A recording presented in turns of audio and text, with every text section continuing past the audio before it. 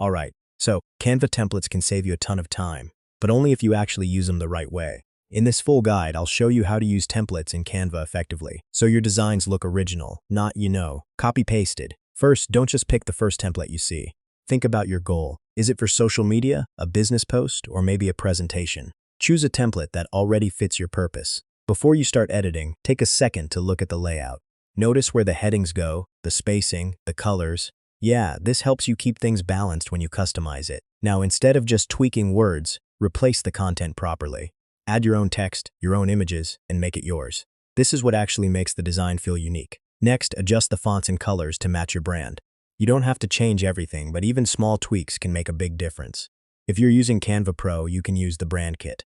This lets you apply your brand colors, fonts, and logos instantly. Super helpful, especially if you design often. Alright, now refine the layout. Move elements around if needed, adjust spacing, and make sure everything looks clean and readable.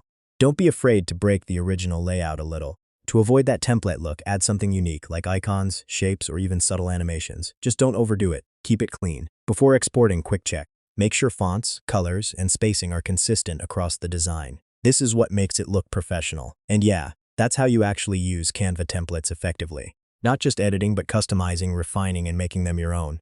Try it out, experiment a bit, and you'll get better every time.